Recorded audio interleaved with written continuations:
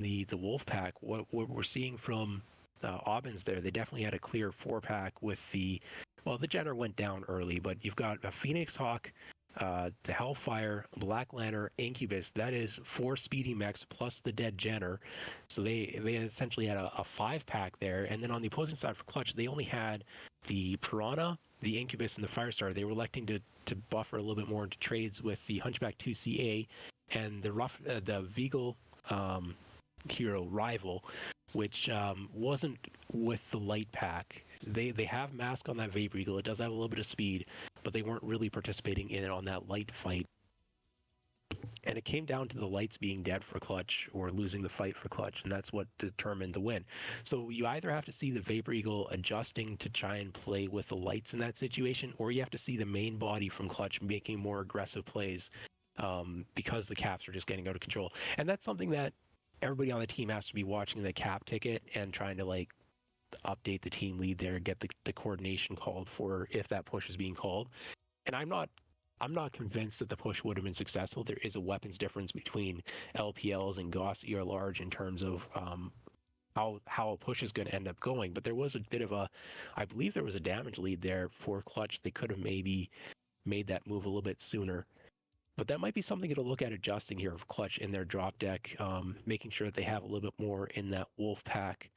A lot of these drops do come down to who has the winning wolf pack, who can apply pressure with their 3-pack or 4-pack, or in this case, ABINs essentially was running a 5-pack, so it might be an adjustment to make there for Clutch.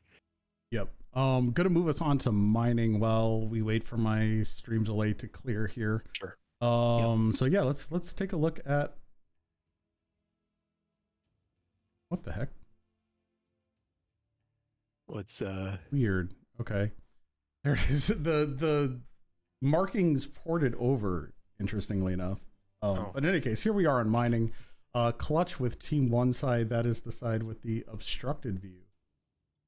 ABIN's ending up with the better side. So either maybe it was a misclick or they have something planned out. It's a small advantage, right? They can ultimately, I think it's got slightly easier access to the Echo 4 high ground, so that might be what they're going for.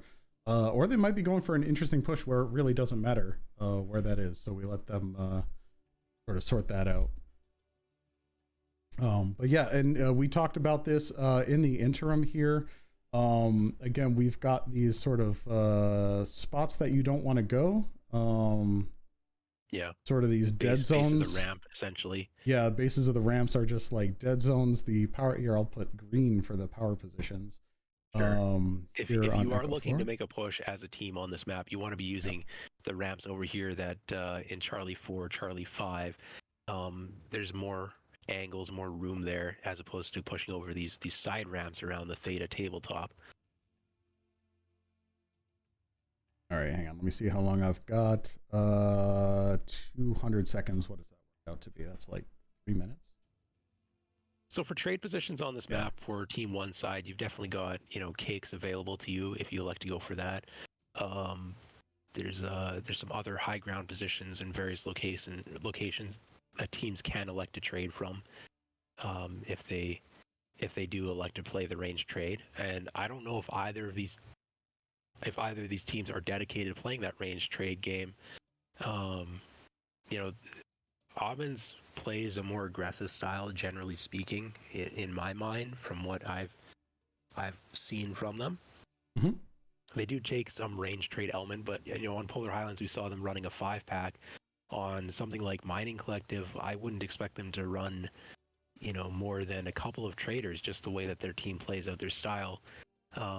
They're more aggressive, and so I'm not sure we're going to see like a stalemate trade game here, as opposed to not necessarily an all-out brawl push, but a pressure play, like a slow push or clan LPLs type stuff. I mean, Pop-Tarts are very strong on this map, though.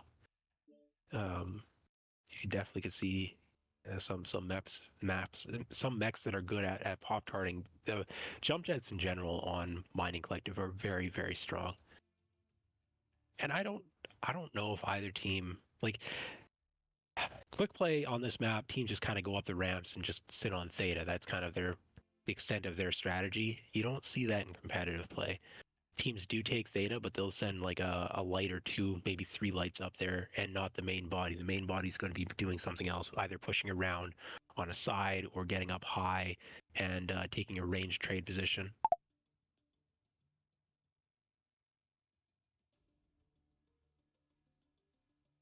All right. Yeah, we're getting some pushback saying 5-minute delay. It is no longer a 5-minute delay. That is something to note. Now a 7-minute delay. Trying to just protect team strategies a little bit better. Unfortunately, if we end up with a stream hiccup, this is what happens. I've got just over a minute left on this, and we should be good to go.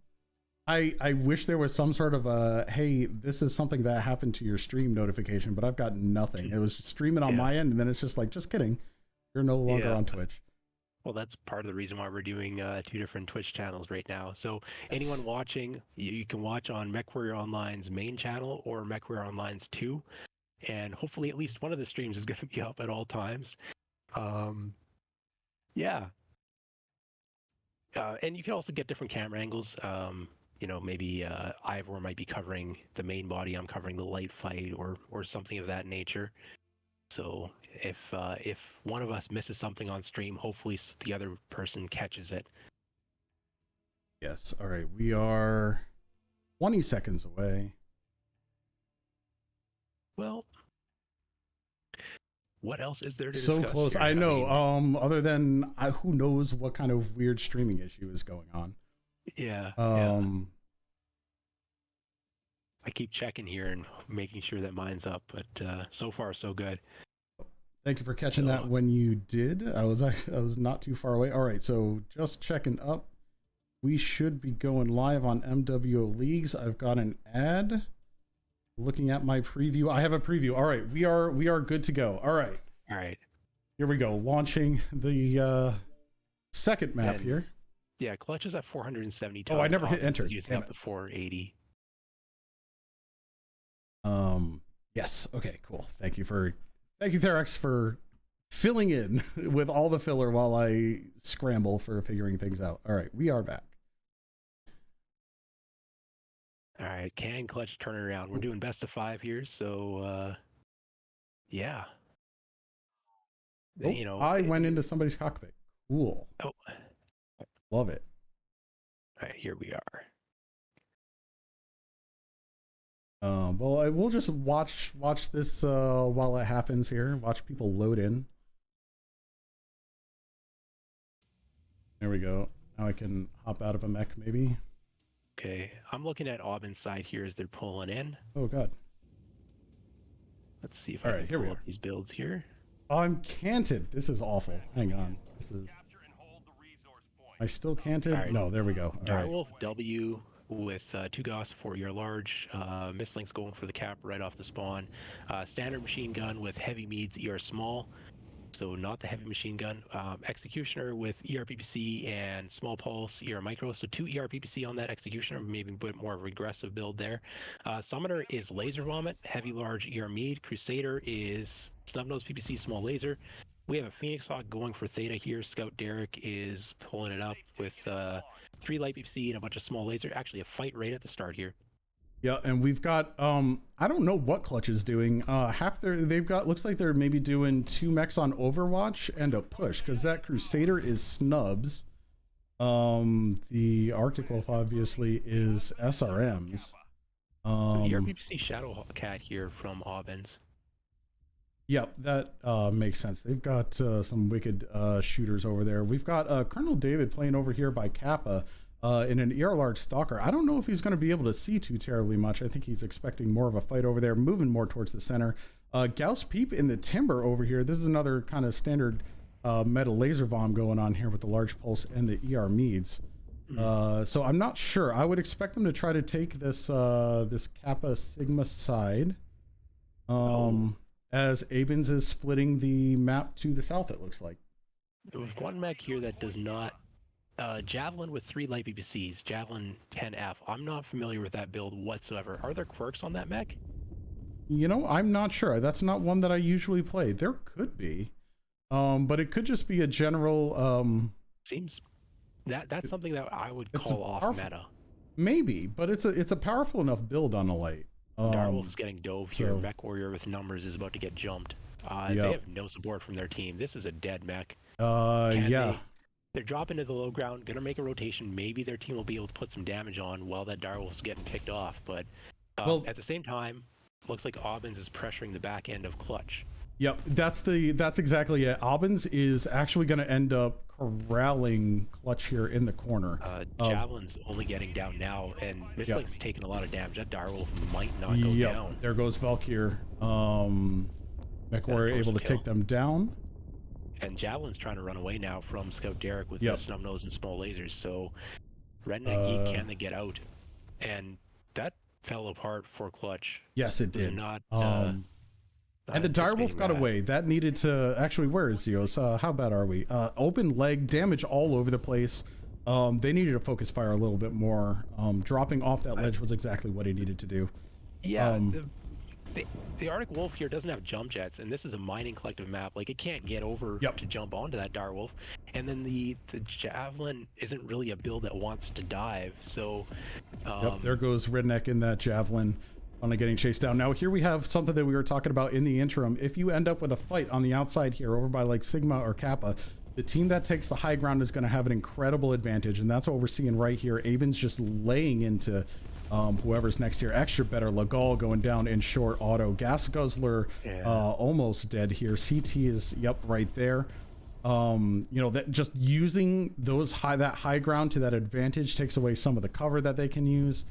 Clutch just getting tucked into this corner. Yeah, the Direwolf not going down, and nothing went right for Clutch on this drop here. Nope. All right, here we've got David Renard here. Gonna go down here shortly. Yeah, Stalker. I didn't even see that Stalker initially. Yeah, he was off on the Kappa side. Goss Beep's tucked in here. Will he be able to take Rick Rom? Oh no, he's got that Direwolf to trade with. Rick Rom very cooked. That's all internal damage. Yeah. Nicely managed by Rick Rom there, not losing anything. Okay, so that push on the Direwolf, it should have succeeded, but the mechs weren't there. The Arctic Wolf on this map, I'd call it a mistake. Yep. Not having jump jets on a brawler on this map is basically a death sentence. I don't want to. I don't know. I don't get that pick.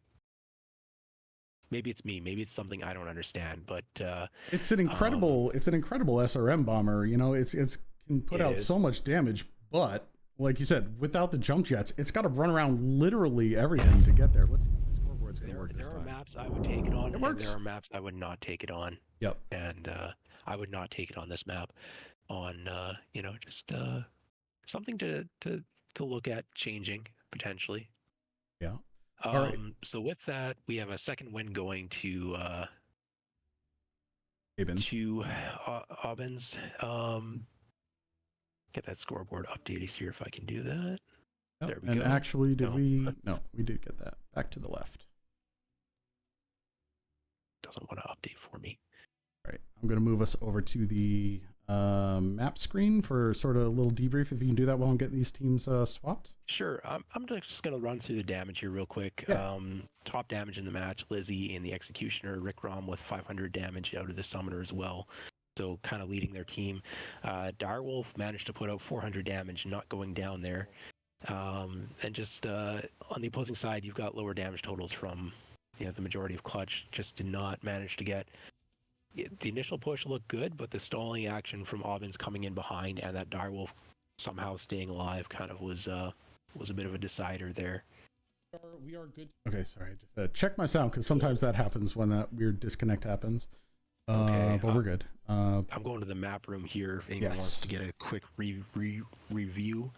It was a push coming out of, what is that? That was Team 1, right? It was Clutch that took the push, and they kind of just went over the side ramps and almost picked off the Direwolf. Direwolf, I'm going to put a little red circle here for where that Direwolf. Oh, here, I got a Direwolf marker for you there. There you go. All right, perfect. And Direwolf managed to evacuate down to the low ground, and it was chased by two mechs from Clutch, which had the ability to go in. The Mistlings kind of was getting ahead of the Javelin, though, and the Arctic Wolf was not able to join.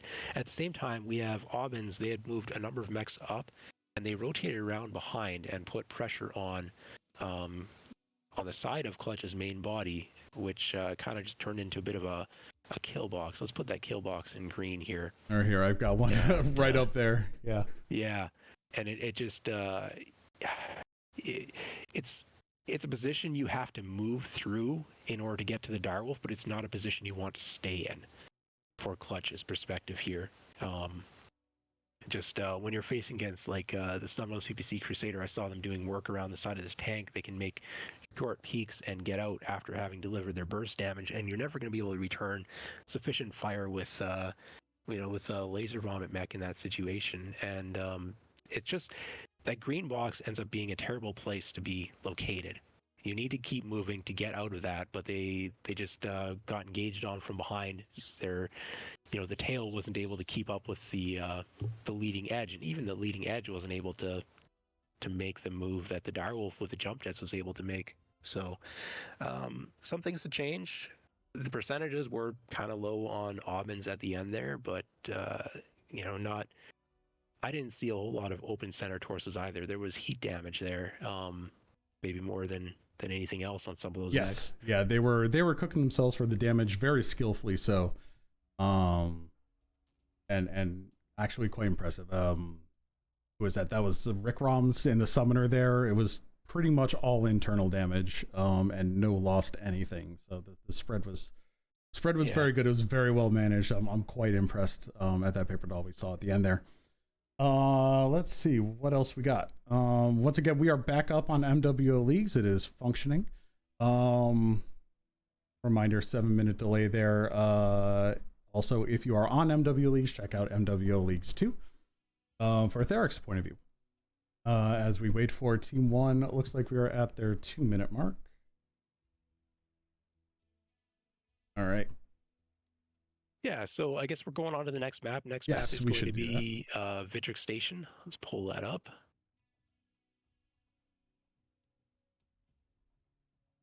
So Vitric Station, not really that new of a map anymore. It's been around for over a year now. Everyone's kind of probably familiar with it.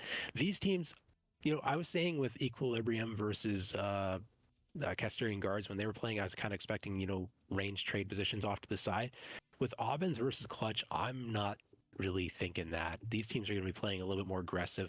I don't know if they're just going to brawl at the ramps, but I'm thinking that they're going to be looking at those ramps. At least one of these teams is going to be looking at crossing those ramps. The other team might be playing receive. I don't know which is which, but I think we might actually have just a ramp brawl from these two teams with a couple of receive mechs, stationed further back. But this might be much more aggressive than some of the other, between these two teams. This might be more aggressive on Vitric Station than what we've seen in the past. And I would agree with you there. I will throw in a caveat that Clutch has been just sort of as a unit generally known for a little bit more range trading things playing around the outside of the map. I would expect them to honestly try to set up to receive. I think EQ, especially after our last showing, is going to use that aggression for sure. But I really think that Clutch is going to try to receive that, is the way this is going to go. I don't think it's going to be face-to-face brawl. For me, it's more about the backstabs. They'll have a couple flankers trying to backstab, I expect. Either, going... which team side are they on? Are they on... ABIN's is team 1 side. 2. Yes. Mm-hmm. Yeah, so Clutch is team 2. So they might be trying to play, coming around side ramp or even going wide with a couple of mechs and shooting from side flanks, which, have some mechs set up back to receive and then some backstabbing, mid-range vomit or something of that nature from Clutch. That's what I would kind of suspect, as opposed to more of the sit back at the extreme ranges. With the bulk of their team, they might be a little bit more positioned up with a few, and then trying to. Yeah, they're not gonna. I don't think they're gonna. I definitely don't think they're gonna like hold way the heck back. Yeah, I would like expect them to be Direwolf around. and Marauder 2, like that's not what I'm thinking of for Clutch. No. I think smaller things. But that being said, both teams are locked now, so let's hop on into it. And they're each at 480 tons. If I'm seeing that correctly. Okay. Into our match.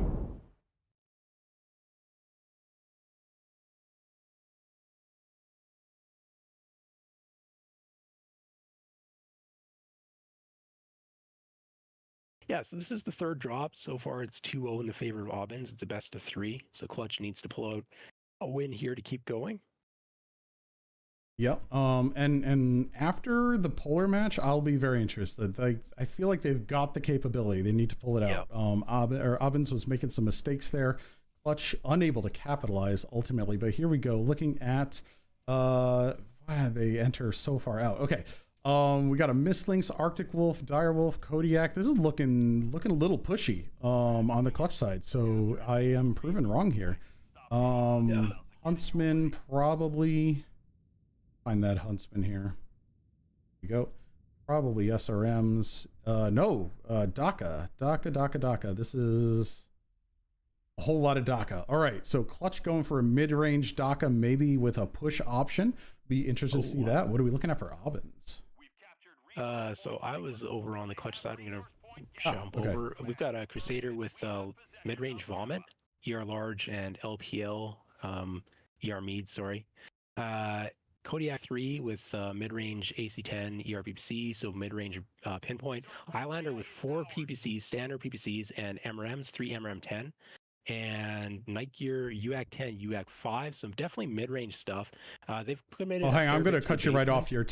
Sorry, Teos is in a precarious position here. He is alone. There's 3. They don't know he's there. If they figure that out, that's a 4v1 jump right there. He's in a very bad spot. Yeah, he's got light PPCs. He's looking to just put in some flank damage there. Yeah, but if the unfortunately this team also groundbound. We were talking about those Jets. Valkyr down to 89%. Teos hanging out above them. I don't think they know. They got to throw up a UAV. Teos can see all of them. There we go. All right, and Teos getting back among the fold, being spotted. No point. Not a capitalization on that momentary disposition. But again, they don't have the eyes in the skies that we do. Wolfpack still hanging off there. ABINs knows exactly where they are. Let's see here. Mech Warrior coming up. They are pushing up. ABINs looking like they're getting in very aggressive positions here. So this is definitely a receive from Clutch. You did call it correctly. The builds are, definitely a little bit mid-range with the AC5 Direwolf. It's not Gauss ER large. Oh, here we go. Texan scrub around to find Redneck around here. This is jump. This is Wolfpack fight going on over here. Valkyr getting the focus at 70-something%. It's dropping fast. No, this is an outnumbered fight. Oh, here we go. Zeos getting opened up real bad there. Let's see how we're going here. Zeos escaping. Valkyr still in the mix. It is a whole ass mix up here. Redneck Geek among the blues. Yep, there goes Valkyr. They're not focusing Redneck, which they should be. He's just hanging out there in the middle of all of them. Bowser a little stuck up against the wall in that Crusader. Yeah. Are they stuck on terrain? No, they're still moving. Yeah, still moving. Hey, there's targets to shoot, and he's not really getting shot at all, right? So might as well. Zeo's raining down. Redneck Geek getting some shots in on Bowser there. It's a real mix up. Redneck Geek getting legged. Next leg almost there. Definitely cooking, trying to get that out. And we are 0-2 at the moment in favor. 0-3, sorry, as some of the traders start going down. Bowser's starting to get some focus here from Colonel Renard. Photon looking a little messed up. So here we have Clutch's main body has made it to the fight now. Kodiak just goes down instantly, though, as they arrive. Gas Guzzler is now the focused target here. And numbers are just down for Clutch right now. Yep, and we see that CT focus on the Direwolf. Like, it's the focus fire here on ABINs is what pulled him out. Zeos with some good escapes going on here, too. What are we looking at here? Here's Gauss Peeps with the Night Gear tucked into the tunnel for some reason. Gonna get jumped by the Firestarter Phoenix Hawk Mistlynx over here. Sorry, we totally missed those. Goes down. Left. Where are they? There's Photon. Which is gone in trying to get a pick. Oh, and there it is. Find the angle, though. Aubin's with the cleanup. That all happened so fast. Good focus fire yet again. Zeos is at 14% on their Shadowhawk, and the game's still showing them alive to me. No, that is, yes, that is correct. So that is 14%. That is quite impressive to me, just in terms of, they were lagged. They might have been a focus fire issue, but they did manage to stay up. Indeed, they did, which is good. Was able to get out there and continue raining damage. That's a major thing. Let me see here. Yes, we are looking at the right one. Here are the scores. Looking at the damage, honestly, a good spread among both teams. Lizzie and Rick Ron with those 560, 550. Definitely putting up there. That Arctic Wolf, though, pulling out 500 damage as well. Mistlink's a little anemic on the damage there. But on par with the other team's Mistlinks. I mean, looking at the damage, it's almost even. Yeah. The focus fire, though, on ABIN's just dropped mechs so fast. And again, we see another team with that focus fire making all the difference. A couple of opportunities play there from Aubin's, and Clutch's backlines wasn't really able to participate in that fight when the lights were being engaged, whereas the high ground assaults from Aubin's were able to shoot down. Legal put out 500 damage in their Arctic Wolf 1 before going down. That is a significant amount of damage from that 40-ton mech. But no kills picked up on the side of Clutch, even though they got some side torsos off there. I know that the Kodiak was missing a side torso on the side of Aubin's. Yeah, mech stayed up. Yeah, absolutely. Impressive damage spread on the point of Aubin's across the board there. Now I'm all right here. Just checking on this stuff. Map score now not showing up right on MWO Leagues 2. Interesting. I'm not entirely sure what that means, but that might be something to look up. The overlay didn't want to update. Oh, gotcha. It's updated now. Fair enough. Yes, sometimes it takes a minute. But thanks to both teams. Well played by ABIN's there. We're not going to go over that one too much. It was just a whole ass brawl over on the one side there. High ground able to participate in that dive versus the range receive on the opposing side wasn't able to support their lights on the opposite side of the Citadel. Yeah. That is also a big thing. And then their Wolfpack just got absolutely junked by almost the whole team of Aubin's there. Yeah. It was great response there. All right. Let's see what we've got. Oh man, when's the next one? Do we have a whole half hour to kill here? The next match is scheduled to start at 20:35 is what I'm seeing. So that would be a half hour from now. About a half hour from now. All right. We can probably cover a couple things. I need to refill my water bottle. You go ahead, take your bio break. Let's let me see if I can find something to talk about here. Let's talk. I'll throw up. I'll take a look at Crimson Strike. I'll just throw up the timer here, because we can take a 5-minute break. I will keep talking. On MWO Leagues, if anyone wants that. I'll leave the map room up then. Okay, I'll leave sounds the map good. room up for you. So I will talk about Crimson Straight here. This is a map that has some diversity. Talking about general positions here. Let's talk about the island first. The island is a really important spot on this map. It is very easily accessible by both teams and has just an absolute commanding view. I'm just going to put this our sight lines here to some really important positions, right? They can see on the platform coming out the tunnel. They can fire up onto the saddle. They can even fire in between some of these buildings here, and of course on Insigma. These are all very. Oh, and also you can get some coverage of EPSI as well. Just looking at the sheer amount of important sight lines here, it's honestly a pretty crucial spot. Okay, this is the place for snipers. Everyone knows the snipers here. It is not unassailable. You can, and it can be used as cover too. So like, let's see here, Team 2 could come up here around the back to assault Epsilon 2 along the back of the snipers if they're not paying attention. And then actually they can carry it up into this island spot here. I mean, they can just cross in as well. But to do that, you got to cross the open water. There's a couple of short paths. It's a little trickier to take off of the Team 1 side. So if you've got a light on FC Gamma that's looking to capitalize on it, they basically have to go over the water to get to those snipers. And if they're paying it at all attention, it is just going to, well, you're just going to get shot in the face, right? So that is essentially the island and why it's important. You can counter it a little bit from the platform here, right? You've got some, that's a really, really terrible line there. I'll just fix that up. You've got some shots up here onto the island. And again, if you basically take any of these sight lines, you can kind of counter it. But the thing is with the island, you can fit 3 or 4 mechs here. Basically the platform is your only real counter to that, because if you're trading over here in Gulf 5, you're going to have 3 mechs poking through more or less the same channel, while you can only really have 1 mech going out. It's a real lopsided position. So consider that. Here's another thing to consider is saddle. Saddle is a very dangerous place.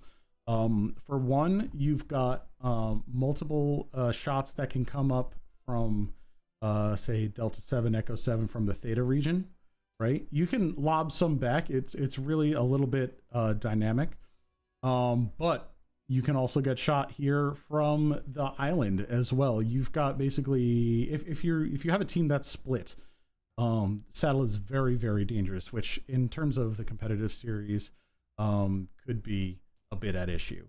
You know, a team could split, probably not. You're probably going to get 1 light going off to Theta from each team over the saddle and around the back here, the upper city into the Theta area. So those are big things to keep to be aware of. If you've got a brawl team, actually, hang on, I'm getting past myself. So Team 1, some of those advantages we saw from EQ earlier today, playing on Crimson Straight, go back a little, I guess in the previous cast now, since I had some sort of a hiccup. There is Team 1 can go straight to Epsi here, pause and trade. So if you get this Epsi spot, they had basically three assaults making these trades here. You've got decent sight lines. So if you've got anyone taking the saddle, it's a great intermediate place to set yourself up. That being said, you don't want to stay there because you're going to lose your angles really quick. So what they did was they pushed up to the island and took all those shots. You don't want to get corralled on this map, but this is the way to set up your traders, and then your wolf pack can play around the Echo 4, Echo 5, maybe even the Theta, using that tunnel to move around a little bit, depending on how well your traders are doing. From the Team 2 side, you get up on that platform, you can trade, you can even make a play for the island. Like, this is not necessarily a Team 1 thing. Team 2 can get to that island. I'm using the wrong tool there, sorry. Team 1 can get up onto the island. It's going to take them a little bit more time. There we go. But they can do it.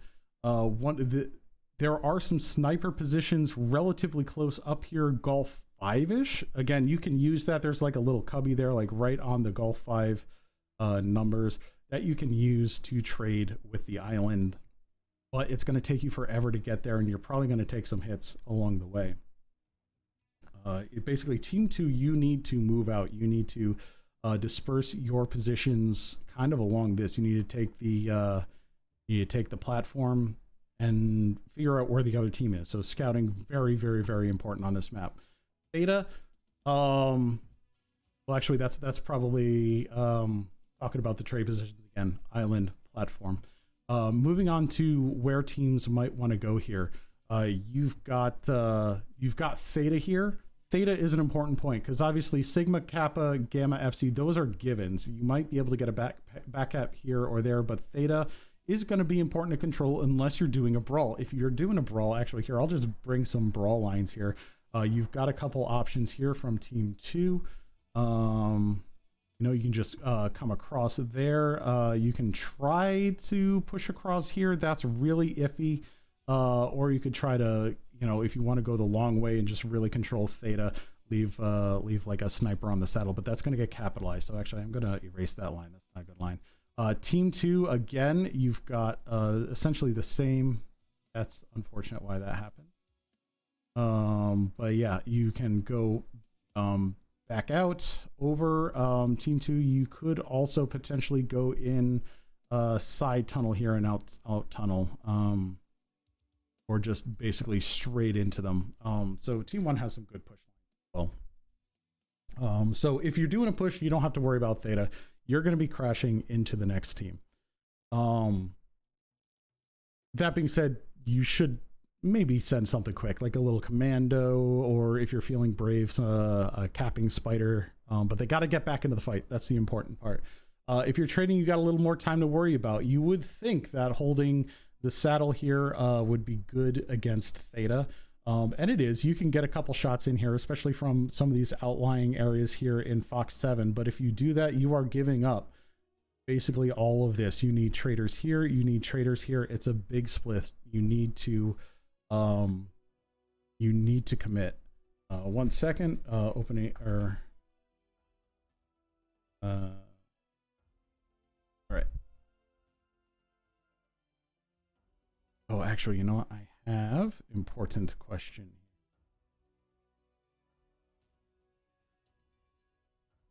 On the next match. Oh no, that was on the thing. So we're going as usual. So we've got 5 JDX v KDCM coming up. Sorry about the break there. All right, back to Crimson Straight. Yeah, so that Theta point can be important. It's probably going to be left there, maybe flipped. It's nothing to commit too much to. I'm sorry. It's a giant turtle eating. Oh my God, it is.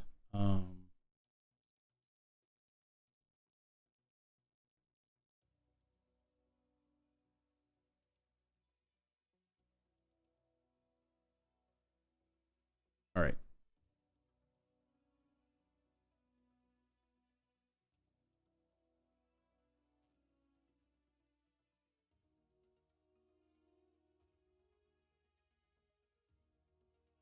All right. Answered some questions there. All right. I'm going to go ahead and get started for the next drop. So next up, we've got 5 JDX versus KDCM, which should be a very interesting match here. So you're going to see some back-end stuff because I've lost some features on my streaming software. But nothing too crazy, so don't get too excited. Things to remember, we are on a 7-minute delay. So that is something that as we recently worked with. Let's see. Yes, logos are showing up correctly.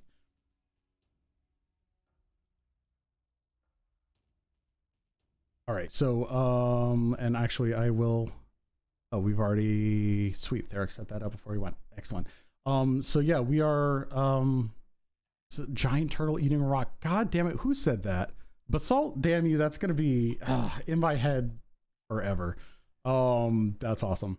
So yeah, we got 5 JDX v KDCM coming up here shortly. JDX with the higher seed on that.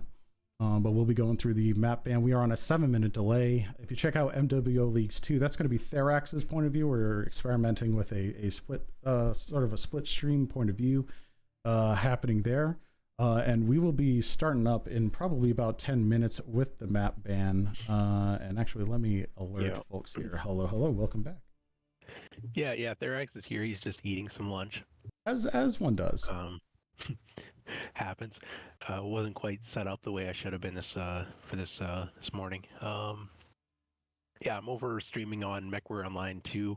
Ivor's got the main MWO Leagues channel right now, so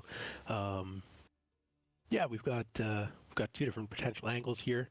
Hopefully, we can cover some different fights for everyone who's looking to watch things go down. This is going to be the 3rd seed versus the 6th seed coming up here.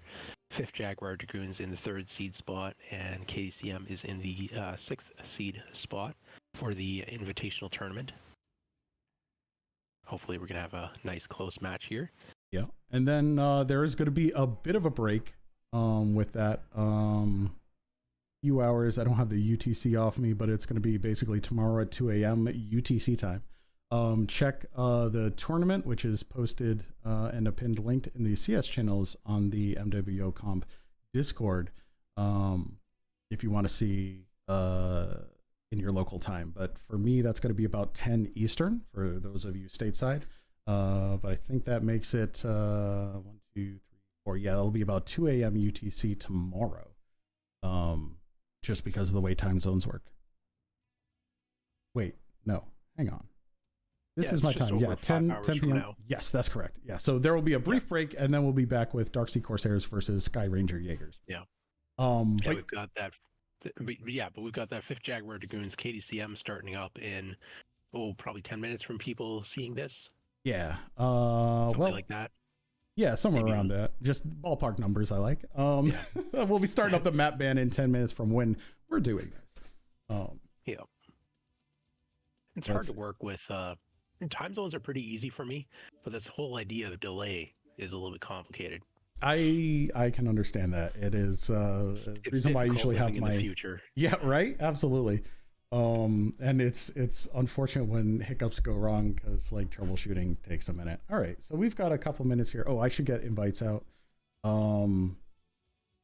Let's see, and then we might have a quick some time for some hibernal chat once I get that done. Just a few minutes on hibernal. Actually, do you want to chat about hibernal while I get things set up? Yeah, I can pull that up. Let's get that map on the screen. Hibernal is a map that I'm actually somewhat familiar with. I've played it before in competitive play, World Series, all that type of stuff. So let's talk just in generic Team 1, Team 2 here. Now, your classic strats are Epsilon push. A little bit less on the Kappa push. This is essentially Canyon Network. It's kind of based off the old Canyon Network. Some changes made to the old Canyon Network. This, I guess down here, this dropship is extra cover that didn't exist on the old Canyon Network. There's a little bit more cover here than the old Canyon Network had as well. But it's different than the new Canyon Network in that, Theta actually has cover, significant amounts of cover, as opposed to, there's a giant volcano here. And then, the tunnels are different. Ice tunnels. There aren't as many ramps on Hibernal Rift as the new Canyon Network has, or current Canyon Network, but a lot of the features are very similar. If you played Canyon Network, you've played Hibernal Rift, more or less. Like, if we're getting into the nitty-gritty of comp strats, maybe there's a little bit of difference, but generally speaking, there isn't. If a team elects to play a range trade style, the power position most noteworthy is the junkyard on Canyon Network. On this, it's a volcanic outcropping of some sort over in Bravo 5. And your other positions are kind of playing just on the back ridge line. Let's not draw an arrow there. Let's make it look nice. Let's see. No arrow. We've got a back ridge line here. Yeah. Or how do I make curved lines? It's the little dotty one. Yeah, let's just keep going.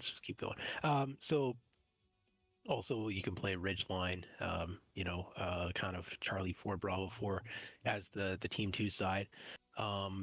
As Team 1, you've got power positions like Bucket Hill and Delta 5. It's maybe not as strong on Hibernal as it is on Canyon Network, just some of the ice crystals where they line up. It feels to me as though it's not as strong a trade position. And then you've got, of course, the radio tower area, Delta 3, still relatively strong trade position if you're electing to play range strat. And then, of course, the back ridge line. Let's draw that out, Delta 4. So if you're playing around the Epsilon corner, that's kind of your power positions, your options. To play a receive at Epsilon corner, the volcano is very important, or to lesser extent, Bucket Hill. And you play kind of on the ridge line, kind of pull back if there is a push. Now, teams can also play Kappa side. Kappa side, it doesn't lend itself to range trade. Now, I don't know if these teams are going to elect to play range trade like what we're coming up here. It's a bit of a more aggressive the meta in MechWarrior Online currently than it was 2 or 3 years ago when I was more active as a comp player, where we were playing, the majority of teams were playing range receive strats. Now, now I'd expect to see more of this Snubnos PPC type stuff going on with the the strength of the red lasers in the current meta. Mechs like the Crusader and the Executioner that can just boat a bunch of red lasers backing up a couple of peeps or what have you. But the Epsilon push strat still very, very strong. And once you make it around that corner on either side, you're getting up onto those receive positions relatively fast. And there aren't there's some limitation as to the spread that teams can have while still supporting against a push. Now, if both teams are brawling or playing more aggressive strats, then it just kind of ends up as a low ground brawl, which Yep. Any Overwatch mech can be very valuable in that type of a situation. If you have one mech out in Bravo 4 or hanging out in Delta 4 shooting into the low ground brawl, that's advantageous. But I don't know how these teams are going to play. Like we're coming up on 5JDX versus KDCM. KDCM very known for pushing. So 5JDX probably factor that into what they're building. Now this 5JDX is a little bit different than let me push back on that a little bit. Sorry to cut in here on the KDCM. Yeah, sure. You are correct. They are very well known for their push brawls. However, as of last year, no, actually I think the year before, there's been a shift. They have been diversifying into some range strats. They are becoming one of those more unpredictable units, right? Yeah. Maybe KDX will be ready for them. I expect JDX. Jesus Christ, yes, 5JDX to be more. They tend to be one of those more versatile teams, much like JDX. Even if you push against JDX, like they are known for being able to trade, but they will receive a push like nobody's business. 5JDX. I mean, look at all those JDX tags. I mean, it's I mean, got a lot of the same people, and they are going to bring those skills. They're a really fantastic team to watch. Yeah, they're definitely. I don't know if they're where I rank them currently in the competitive team. Things have shaken up a little bit. MechWarrior Online the last little while, but they're definitely one of those top 5 teams, even if they're not necessarily a top 2 or top 3 team anymore. Just with some of the other teams having improved and then some players moving around between all the different teams and a prominent team deciding to take off this next competitive tournament. Of course, we should be covering a Kappa push here, as that is a possibility. That is true. The Kappa push, you're looking at low ground from... what did I do to my lines? I wanted my arrows on here. Okay, there we go. Low ground push from Kappa for Team 1. You can either go cut in a little bit or go wide. And, you can also supplement that with some crossing over near Theta or Charlie 3 low ground if you're electing to make a push. Whereas, against those volcano receive positions, the mechs can stay in the low ground, and you can't really see them from the volcano.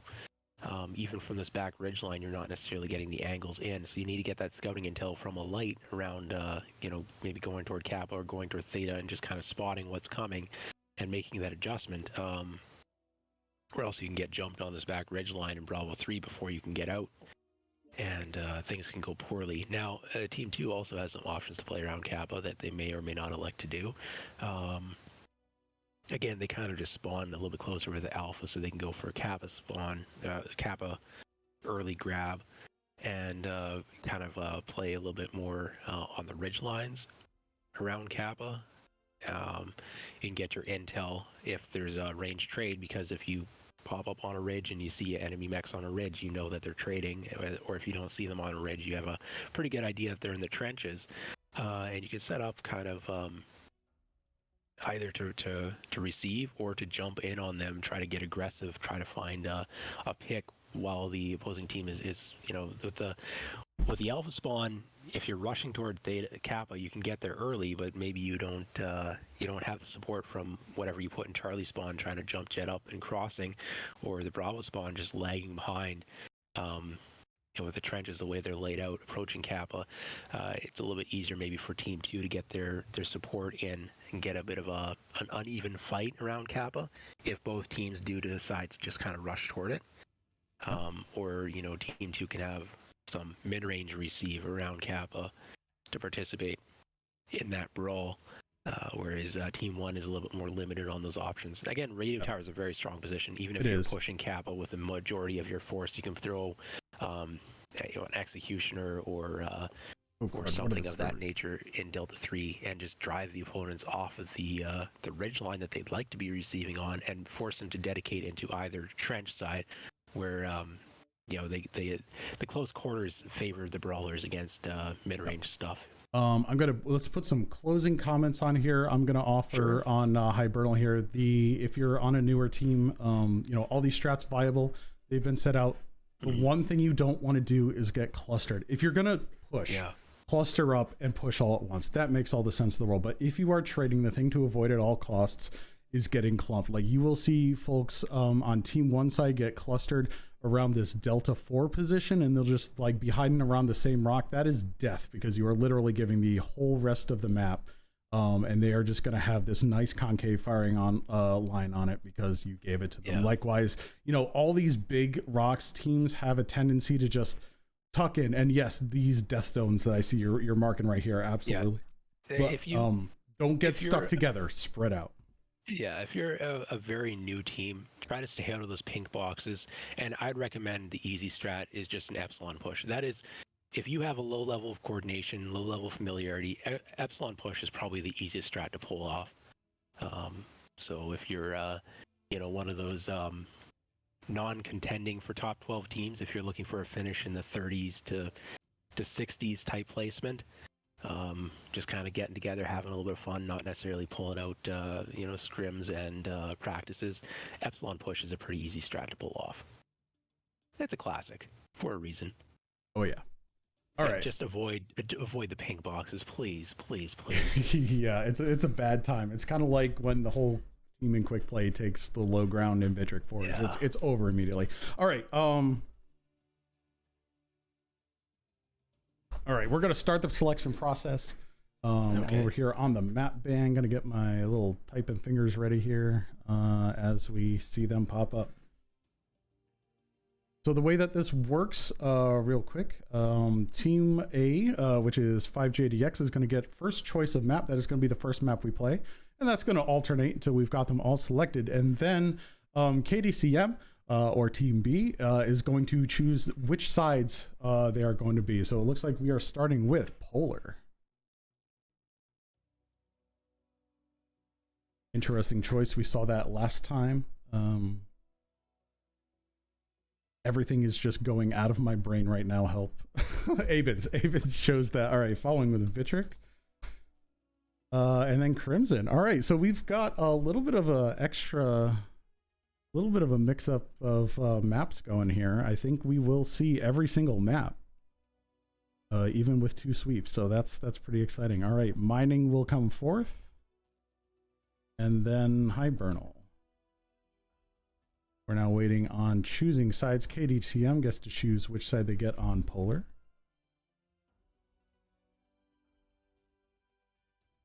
It's good to see some map variety here. In prior competitive leagues, basically, you didn't see, anything more than 3 maps through until we got into best of 5s, where teams were being forced onto playing not one of the same 3 maps. Yeah.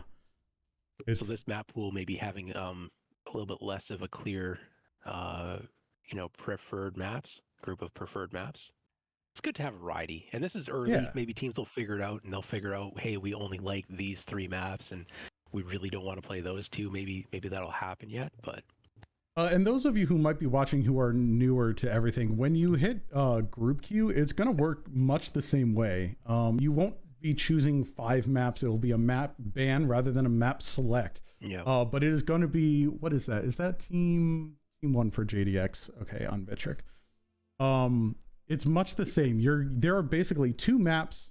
Like if you are a new team and you're just getting into the queue, pick 3 maps out of this pool, because you can One is for variety, right? You can ban 2 of them, like, and guaranteed. One mostly for variety, and those are the ones you're going to want to focus on. A team one for Here the teams are playing the maps that they want to play. In CompQ itself, when you're the team leader, you're banning maps. So you have 2 bans and your opponents have 2 bans. So if you always ban the same 2 maps, there's only 3 maps that you need to have a map strat for. Yep. And it's always the map that doesn't get banned that you end up playing in CompQ, because it's a best of 1. It's not a best of 3. Are they just going to make this easy for me? No way. Oh, come on. This is the same sides. That would be something Jay would do. Know what they're doing. Yeah.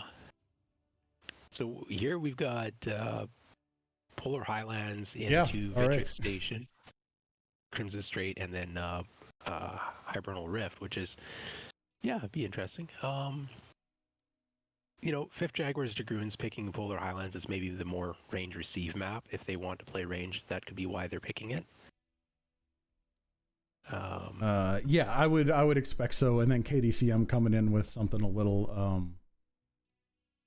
shorter maps. And that's the thing. If you look at it, JDX has chosen the longer range maps and KDCM has chosen the shorter range maps just off the bat. So I think that is going to play into the strategy. We are starting with Polar Highlands. I'm actually going to send us over to the map while I get these folks started. Making sure settings. All right, we're going to start the timer now. And let's talk about not Hibernal. That's what's up here. Let's talk about Polar real quick. I know we've done this before, but we will continue before each one. Yeah, Polar Highlands. A lot of walking from spawn, and it is that Gamma Castle point that if teams are electing to play a dedicated range trade, that's something that they'll likely be looking to try and take control of. But what we saw last drop, it kind of was dictated by Theta and Caps and Cap control, but it was a push across Theta in the previous match that we watched on this map today. I don't know if either of these teams are going to go for that kind of a strat, but there are range receive positions near Theta that teams could be playing toward. Let's see if we can, let's throw some circles down. I like circles. Let's make them pink. So just kind of like some range positions near Theta, and then also further back as well. There are some elevated positions that teams could be playing toward. A little bit hard to tell what's what on here because of the everything's white from an overview top view here, but we saw how fast the caps can tick in a 5 cap scenario where one team grabs 3 or 4 caps. And so these teams need to keep an eye on that because they do spend, like, literally the results are going to spend 1.5 minutes walking toward Theta if they elect to head that way. It's just a really long walk from spawn. And, if the caps are ticking that entire time, you look up at the scoreboard and the opponent team is at 500 caps already. And that's a situation both teams need to try and avoid, losing track of what the cap situation is. And early on, we could see scouts going out to the side caps, even if they're playing a mid-range pressure. There's enough time for the lights to go grab Kappa or Gamma and get a scout toward the main before your main body makes it up toward more of these closer range trade positions. There's a lot of time for those scouts to get that intel and grab a cap before rejoining the main. Or you can rush Theta, and rushing Theta is a popular strategy on Hibernal Rift for the lights early game. You can see a early 3v2 skirmish at Theta or what have you. If you can get in at Theta early and then you hang out at these range positions kind of near it, you can kind of cover that cap, start taking the cap. It's just that when you move up as close as some teams do toward Theta, they can get jumped as well. It's a little bit quick play to play around Theta, but because of the cap situation and how fast those caps can tick, I think in competitive we tend to see that a fair bit as well. Again, I love doing the long range slow trading on this map, but it just takes so long to get into position. In a 5 cap format, it can just kind of get out of control too fast. Potentially. Depends on what your wolf pack is doing. If they're on top of those caps, like, you got all the time in the world to get there. For sure. But, you know, again, this is a different, and here's another thing, anyone new watching this to get a sense of what it is, very different than quick play. You know, you need the tactics. You got to think about these things. It's about the big brain plays. You can't just quick play yourself into this. Things that you see in quick play that work won't necessarily work here. They could, but in general, you're going to be so much more coordinated and effective that certain things you won't be able to stumble into. The big difference is that, well, okay, you're on VoIP, so that's part of it, but you pre-coordinate your mechs together, knowing the map. So if you want to run a 5-pack on here, you can just pick out which 5 mechs are going to be packing together, give them a similar speed with coordinating their specific builds on the various variants, and then like pre-plan your pathing and all of that. And in quick play, you just drop into a match, and you don't know what you're bringing, what map you're going to when you decide what mech you're bringing. And you know, that really changes things up in terms of ability to coordinate a strategy. All right. And actually, that's probably a good point for us to swap over. We're going to. Teams are looking ready. Yes. So we are going to launch as soon as I can figure my fingers out how to type launching in the chat. I'm pretty sure I spelled it wrong too. So you know what? We're going with what we got. All right. Yeah, both teams have 480 tons. No surprises there. We have the right sides, right? JDX on the left. It's so weird having to think about whether I have to switch the sides or not. But hey, I don't have to think about it here. So thank you to JDX and KDCM for making my job all that much easier.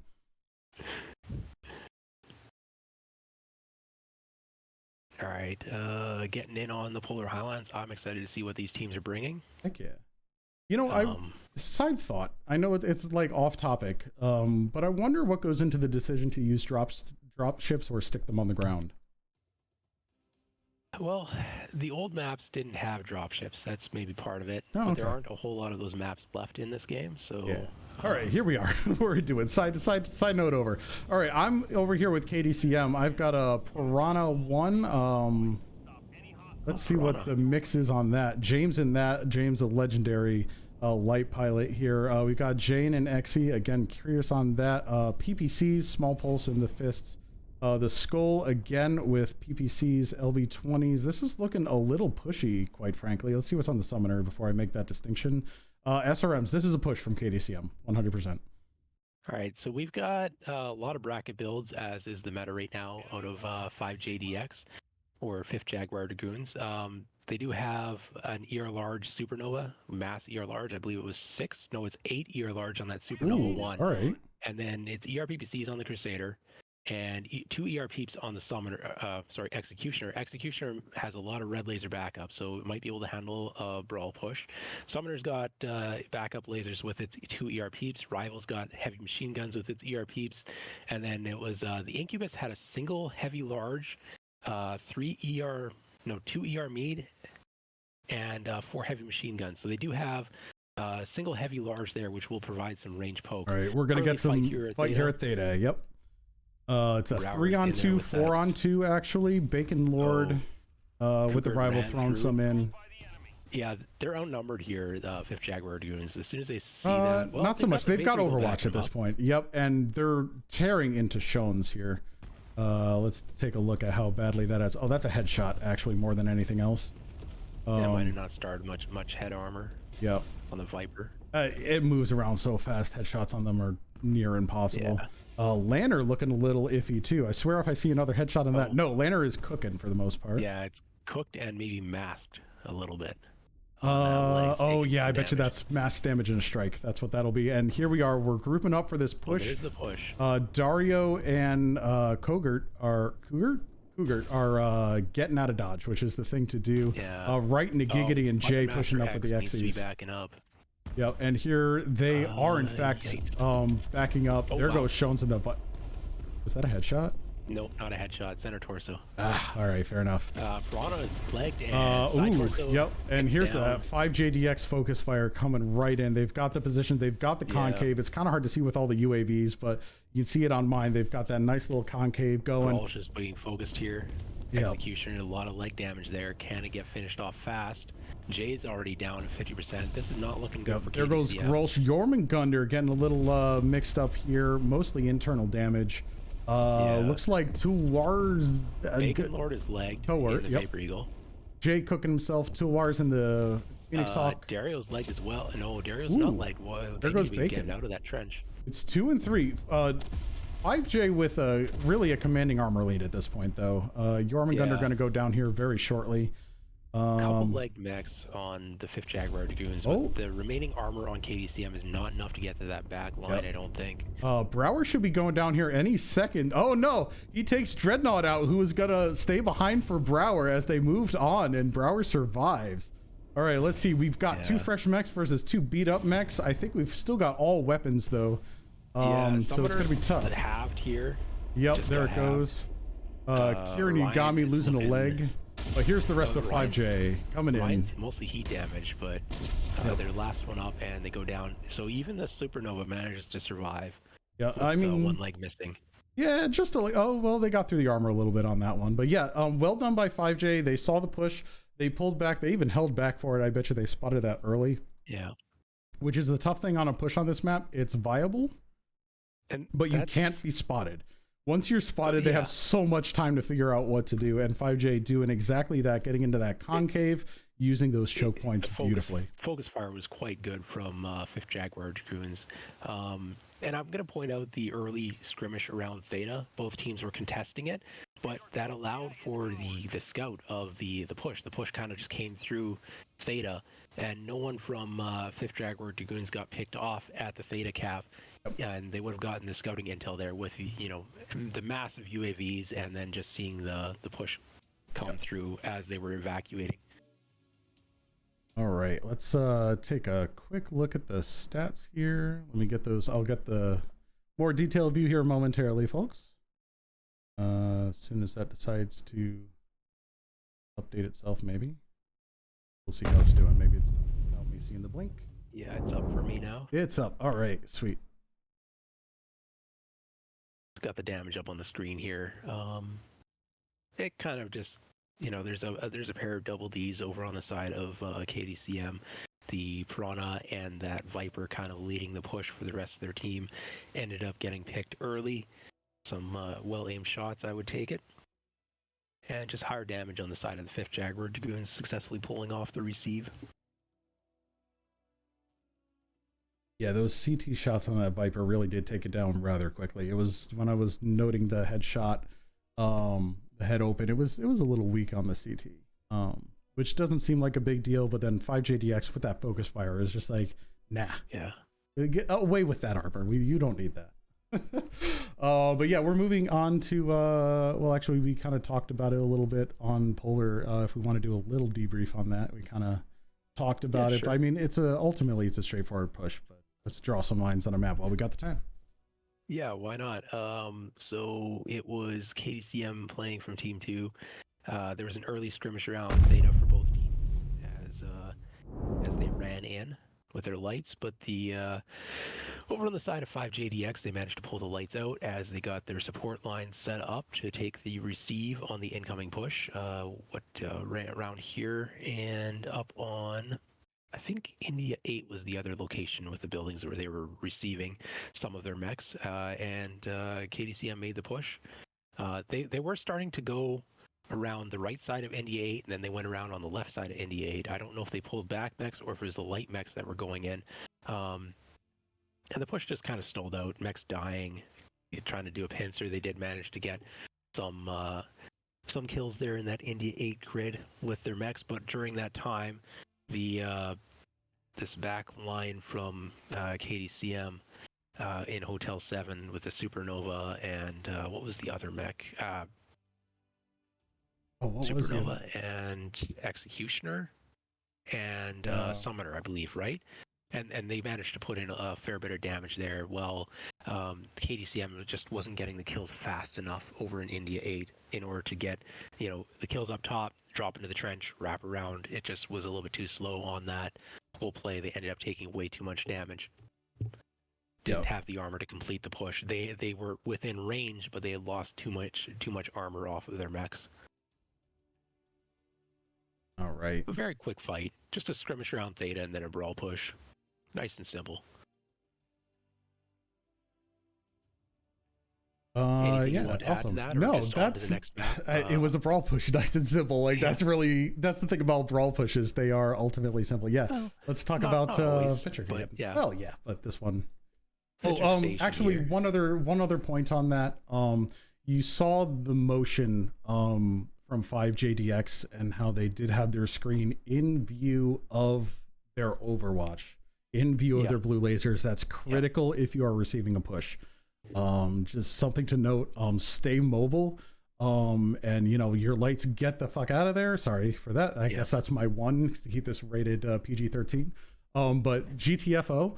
But under cover of your bigs, and they'll take care of it. If they need to back up, they will. But can't stress it enough. If you're the light pack, stay under cover of your bigs, and you can have so much room to move. All right, on to Vitric. Sorry, those are my last thoughts.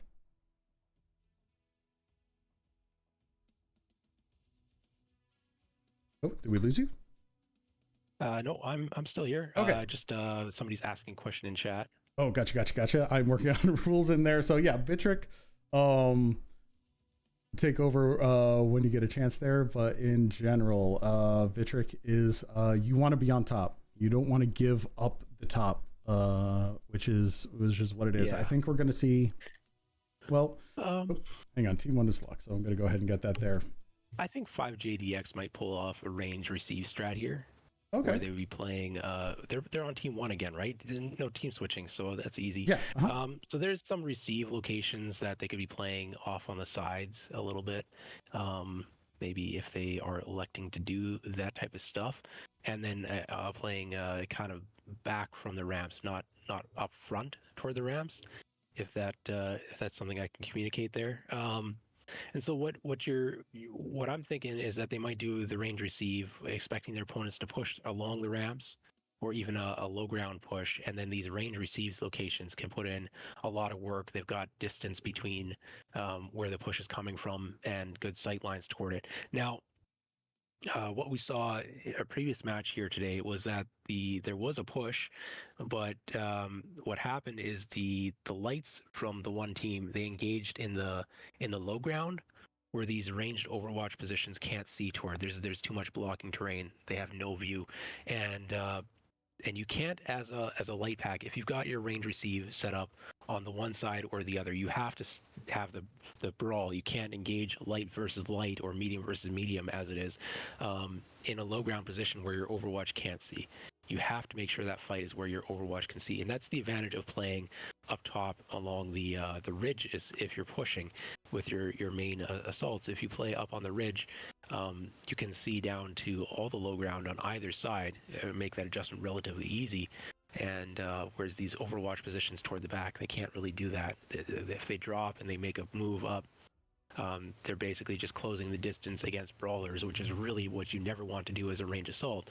But if you can't see anything, you do have to make an adjustment so that you can participate in the fight. And that's a lot of just team coordination. Your lights and mediums have to have that game sense in order to know that they have to only take fights where the Overwatch can assist, or else they're effectively outnumbered. And I don't know if KDCM is going to make a push here or not. I don't know for sure that 5JDX is going to play a range receive, but that is just my inclination here, is that KDCM is probably going to play top toward the center, and 5JDX might be the team hanging some range off to the side. Maybe KDCM might play mid-range, not necessarily brawl, but they'd probably play it from up top with their main body, and then maybe Pop-Tart flankers on the low ground, as opposed to sticking something off to the side with like a direwolf or something of that nature. Yeah, I'm not entirely sure. I think KDCM brawl on this one again, and I think they try to do a fake out on range on the third one. I think they like play those mind games some for, and they've got a bit of trade in their repertoire. I think they're probably good for it. We'll go ahead and launch here. Both teams at 480 tons, I believe. Yep, both at 480. Yeah, and we'll see how this one turns out. Oh, I guess I don't have the here. Let's get that. Let's get that cool stinger going there. Sorry, that was vanity on my part. I'm not sorry. Not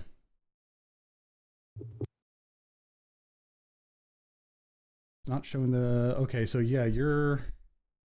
I'm still loading in. Oh yeah, it looks like your scoreboard is not cooperating. Wait, Sure, what? what's going on there? Yeah, someone in leagues just said it looks like your scoreboard was still showing EQ versus the guard. No, that Which my is stream preview interesting. is not showing anything of that nature. Huh, curious. I can check my stream itself. But Every time I try to either roll way. out the stream, though, it's gonna have an ad. Yeah, don't worry. I wouldn't worry about it too much. All right, let's see here. I'm going to talk about KDCM here for a sec. Let's see. PPCs on the XC. Looks like a laser vom on the Marauder 2. We've got a Crusader with all the small lasers. So the small laser variant, a Dervit.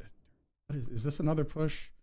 Yeah, this is another push. Oh. SRM's all over the place. Yep, here's our KDCM push with James taking some points and hopping up later. Okay. 5J taking a very nice spread of positions here, checking out the map. You can see the scouting happening. Just look at the mini map. A beautiful spread. So I'm looking here at 5JDX. The Mad Cat has 2 UAC 10, 2 UAC 5, 1 ERPPC. So that is a little bit non-standard. Phoenix Hawk, Snub Nose, small lasers, Executioner, 2 large pulse with 6 ER Mead and ER Micro.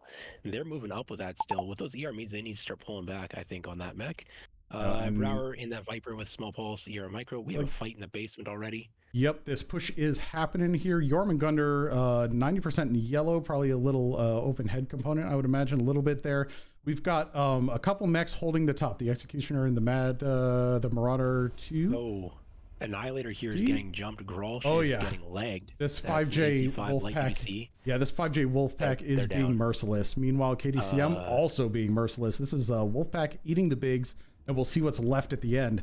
Jormungandr going down. Can KDCM answer here? We've got James pulling off for Weapon Master and is going to get Kieran's eaten. down. Kieran's down, but James is in trouble, and that is going to weaken that Wolfpack. Trying to get a dive on that Executioner. Oh, he needs to low ground. He needs to pull back to his friends, though. They are in trouble here. Jay coming in. Weapon Master going down. Brower going down.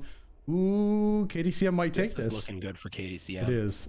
Jay is about to go down real fast, though, but the focus fire is good. Jay's open in the rear. Cougar, but the rest of them is fresh. Cougar taking a big hit toward the enemy. Cougar real close to going down. I'm assuming he's XL on that, Bacon so if they can take that. Yep, there goes Cougar's Bacon Lord. This is going to be KDCM. Oh, yeah, KDCM with the push. There goes Twarses. I should have checked that pronunciation before we did. And Cougar holding on. Both legs open, Cougar. There it is. There's the leg. Side torso. Very nicely done on Katie's. Oh no, Dario's still up. All right, there it is. It looks like it was legged, so they're down.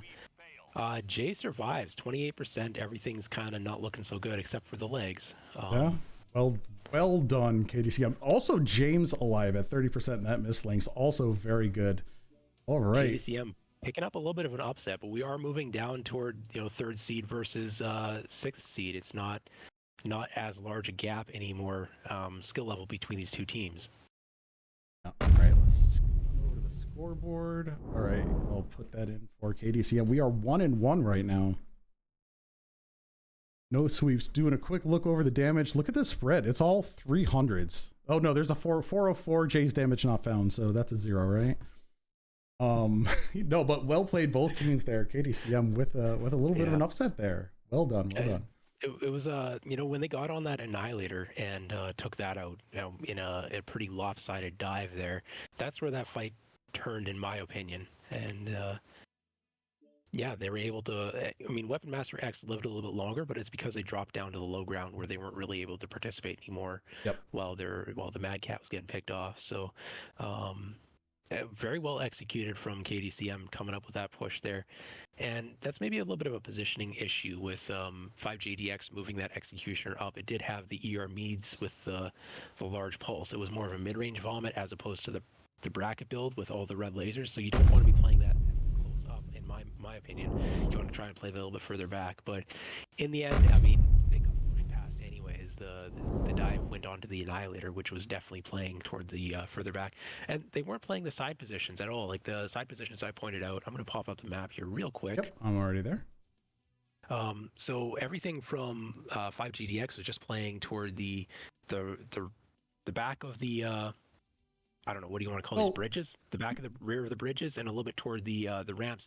They weren't playing these side positions at all that I was pointing out as good range receive positions. So they didn't have that extra buffer space against the incoming brawl push. But they did go with the 4-man Wolfpack there, or maybe it was a 5-man. But they had the scouting here. I'm just gonna drop a bunch of mech things that are light mechs, but I'm using the assault because they're a little more visible. Actually, you know what? I'm gonna change that to or something. At one point, sorry about that. The spread looks something like this. One underneath there, what's that? 1, 2, 3, 4, 6, 7, and maybe like another one here. They had a whole spread overlooking everything. So they saw that push, and then I think that's where those outside positions, they just need more targets so that KDCM can't focus as much, and that's why they pulled it in. I don't think they'd use the long range positions necessarily, but that spread, that scouting, they looked at the whole entire map. If you have a team that's struggling with scouting a little bit, look at that mini map, because it was so textbook. They saw the whole map in the first 30 seconds. And that's the kind of stuff you need to do. Saw that push, was able to pull back. It wasn't enough because they were a little, somewhere below, somewhere above. The receive could have been executed a little better, but that scouting, chef's kiss. Yeah, and Vitric Station's actually a relatively small map in terms of time from spawn till engagement. It just plays very, very fast. There's efficient movement from spawn with these ramps right near where you're trying to get up. And you can just kind of straight line it without having to go around any terrain. So as a brawl push team, there's not much time for the receive team to get into positions. You have to kind of pre-move. You can get the scout information, but you don't have a lot of time to react. Yeah. And you have to come out of the dropship already moving, basically. Like if you hesitate and spawn, like on some maps, not a big deal. You've got some time, but on Vidric, it's just, it feels fast to me when I'm playing it. Yes, it is one of those smaller maps, right? Which makes it what it is. Coming up on, we're past the 2-minute warning here on Team 1. Looks like they're going to use all their time, and that's fine by me because we can talk about Crimson straight. Yeah, Crimson straight here. So 5 cap, again, Theta's off to the side, being that weird cap that everyone has to decide if they're going to ignore or try to play to. And we talked about this earlier. The island is the key. What was that? The rock that the turtle's eating? Yeah, which is wild. Turtle eating a rock. Yes, the island is a key spot for sure. That pink doesn't look good. I'm going to change that color. What color do you think looks good on the island? Green is always nice. Green? Okay. I mean, it's green on green, but it's quite different shades of green. Sure. So we've got the island. I don't know if both teams are going to go for island or not. What we saw previously was in a previous match, Team 2 was trying to play saddle and playing behind Kappa, in front of Kappa, and then sending some mechs up onto the saddle. And that just did not work out for them. I think Team 1 might have the better positions here with everything, in terms of access to Theta being a little bit easier coming around behind or through the tunnels, as opposed to going over the saddle. Going over the saddle, your mechs can get scouted very easily from mechs in Delta 4, Delta 3, or even pushing up to the island. Whereas the mechs moving behind the mountain are a lot harder to scout, to spot. And you're kind of moving in terms of traders. If you want to dedicate traders to supporting Theta, from Team 1's side, you can just play on the back line of the city and kind of shift them along this railroad track to go support at Theta. Whereas on Team 2, if you're putting if you want to support any move toward Theta, you have to go up onto the top platform. Top platform doesn't necessarily have the best cover, platform and saddle, against potential traders that might be hanging out over in come on, I won't change that color. Delta 3, Delta 4. can kind of have decent angles down toward shooting at mechs on the top platform. And then also this window position over in Echo 3 is very powerful, and Team 1 has better access toward that than Team 2 does. Now, real quick, I'm going to hop in here just so we can get to launch just some sort of thoughts. My predictions here. I think we're going to see 5J take very similar position to it was EQ. Some initial staging here on Epsilon, like I was talking a bit, and then move to the island. I wouldn't be surprised if we see a KDCM push across the island, playing those mind games, try to get those out, and then wolf packs just kind of descend. That's what I think I would like to see from KDCM, but we'll see. This could be the fake out. That's basically the two strats that Team 2 has. You either go saddle or you push island, and pushing island definitely feels more KDCM to me. Yep. All right. That being said, we're going to launch, get this show on that proverbial road. Again, 480 tons.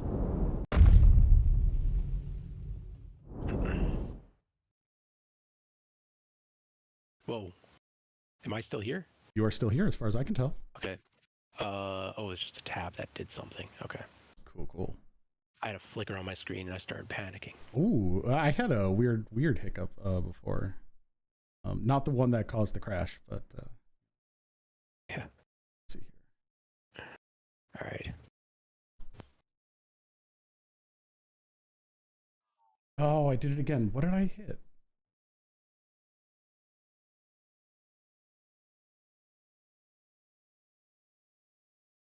This is we'll just watch people loading in. Everyone's loaded in. I don't know. There we go.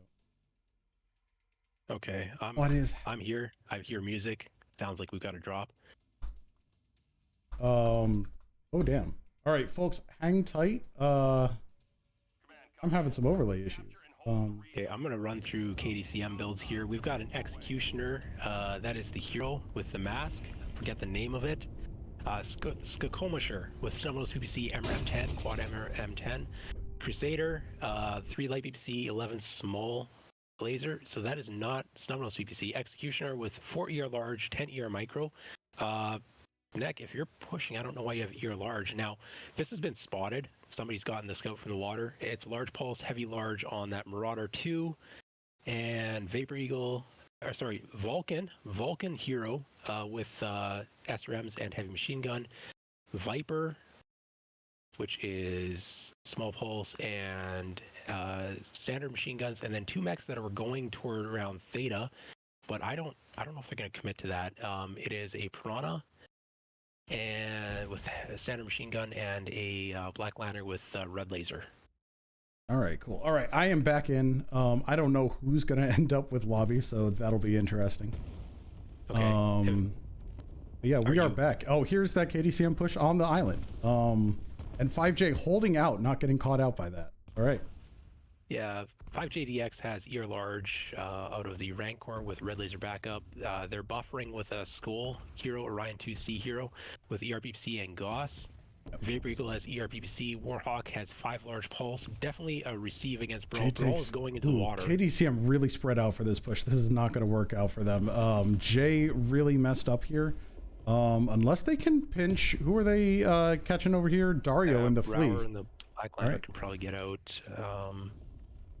All right. Yeah. Dario's at 60%. Oh yeah, there goes Dario. Down. Dreadnought down. It's 1-1. Advantage to. There goes. Oh wow. All right, KDCM turning it down. Both legs went out.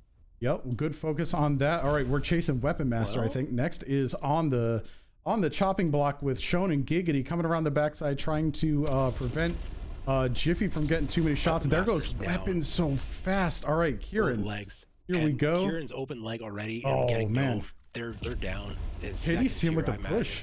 They were real spread out. I didn't think it would work out for them, but they're turning this around real nice. They're Jiffy rotating that armor very nicely. Oh yeah, Grolsch looking at here, and here Jiffy's you're going to see. Ignored. Yeah, Jiffy coming back here now. Watch the armor rotation on this one, guys. KDCM's armor rotation going into this push is beautiful.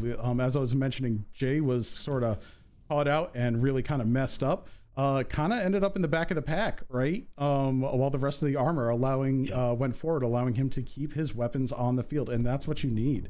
They came in here with speed. They didn't just hang out, even though they're Yep. 24%. They rejoined that fight. They just made sure that somebody else was in front of them. Yep. And using that armor, and that is how you push. That is that armor rotation that we like to see. Bacon this would be trying to kite this. They do pick up a kill. Yep, that is what they need to do. Leg is open already on Bacon Lord, and those ER larges out of that Executioner, the 4 ER large from Sneck, probably could take this leg here, which would then a headshot apparently on that. Was that the Viper? Bacon Lord's leg. This is now over. They did pick up another kill. Can you? Well, I was going to say, can you give me the cap? Because mine are bugged, but you know, there we are. Sorry about that little hiccup, folks. We got back into the fight as quickly as we could. So yeah, I did confirm the Viper was headshot. So. Oh, very nice, nicely done. I should grab that. All right. These stats. So that's KDCM with 2 wins so far. Yeah, that is KDCM with 2 wins, which is the upset. Upset here. I mean, that would be that 6th seed taking out a 3rd seed would be a little bit unpredicted. Absolutely. And looking at we've got Dreadnought in the Vulcan with the double Ds, but everyone else putting out good damage. Really nicely spread damage across the board, both teams, quite frankly. Low, but good. About that Vulcan is that they threw it into the water to draw fire away from the rest of their team trying to cross the water. They just ran it directly into a concave of 3 mechs, which then turned to look at the Vulcan, and it's a sacrifice play. Yeah, absolutely 100% called. That would not be, just somebody running ahead of the brawl or anything like that. That was the distracting idiot as it is. So a double D, but the team picks up the win, Yeah, absolutely. Yeah, let's go. I'm going to head on back to maps at this point, I guess. And we can take a look at some of that pathing and where that went. I think that's probably going to be our most useful here. Just drawing some of the path on KDCM. Obviously, we as we mentioned before, come on out here, take the island, which they did, and then they just started taking shots from the island and immediately started moving forward, and did a little encirclement around here. James taking out that flea, also very good, saying no caps for you, and that is essentially the path here. A very nice little pincher going on. It looked a little spread at first, but they made it work, especially with that. Oh, also, I forget who it was. One of the players taking the back route here to Epsi to get some of that kill, which really cut out. There were a couple mechs over here in Delta 3 that were not able to support those mechs. So it was basically pick after pick after pick. It was beautiful. It's fairly flat terrain at Epsilon, but there is enough slope that if you're in the water and they're in the water, they aren't able to see you. Yep. And there's just enough of a slope there. And a couple buildings in the way there too. Yeah. Yep. Well, once you get out to Epsilon, the buildings aren't in the way as much anymore, and that's the whole point of going wide from the Delta 4 push. Once they made it across the Echo 4, Delta 4, you go wide, and you've got more buildings in the way. If you go shallow toward Delta 3, there aren't going to be buildings. So it's that wraparound path that you're pointing out here to the backside of Epsilon very much protects you on the way in. Yep. And then I guess, just to pay it a little bit of homage here, there is a little light fight in where was it, tucked in the back? I think it was there. That was James just absolutely taking out Dario there. I just caught the tail end of that one. I'm not sure how it started. Well, Dario said, I should go get caps or get backstabs, and James said, nuh-uh. that's what happened there. Nicely done. So the Vulcan did that sacrifice play, just running into the Delta 3 there, and allowed the team to cross Echo 4 into Delta 4 where they had cover. So I'm pretty confident that was called. And, it's one of those little things that that if you do it right, it really helps out the team. If you do it wrong, you're just some idiot who died, Yeah, absolutely. It's all dependent on whether it works. And Jay took a lot of hits there too. He was at 63, 65% before he got out of the water. But again, that armor sharing, that armor cycling, those are the things. Like if you're a new team, that's probably the big takeaway about these KDCM pushes. They do their pushes right. They're not necessarily difficult. Push is a very viable strategy on a host of maps. But you also have to do it right. It can't just be the NSR, the no skill rush. There's skill there. Yeah, that's the difference between KDCM's brawl push and like your Div C, Div D team brawl push. Is that KDCM, they put the time in finding these push paths where they do have the cover going in, and then they have the armor rotation that is just a notch better than most other teams that try to do the brawl push. KDCM made brawl pushing an art, whereas it's thought of as a brain dead strategy. But KDCM's really they put in the work to do it right, and it's really hard to stop. I've faced it in previous years, and more playing in the Div B or whatever it was before KDCM moved up to Div A. But the KDCM brawl push, you knew it was coming during that era because they didn't have that flexibility of strats, but it was still really hard to stop. Next map up. Yeah, we are on mining, and we've talked about this a bunch. I'm just going to go ahead and remark these death zones. Will we see a KDCM push again? It's very viable. But yeah, basically, I would expect on this side, 5J to again take up these positions on Delta 3 here. Moving up to Echo 4, Echo 3 up to Echo 4, and just try again map control. Their strat tends to be map control. KDCM, I'm almost thinking a side push. That's my thought. That I think is the play for KDCM. Yeah, I'd expect KDCM to push on this map. They'll have jump jets on their mechs though, so they can get up into places, and I think this is a very brawlable map, and KDCM will be looking at that. Yep. Not too much to say. We're just waiting on folks to lock up here. What that pathing might look like. You could come up the Charlie line, try to catch this guy in Delta 3, or this one you're going to see the Fox line push less often, but it's still doable. Just because of that Echo 4 is really just such a power position there. They can just shoot down here on the Fox 4. Fox 4 ridge there, but actually expect maybe a little branch out here if they do the Delta line push there. All right, both teams are locked. I'm gonna go ahead and put us into it, and All off right. we go. That's a full 480 tons for both teams.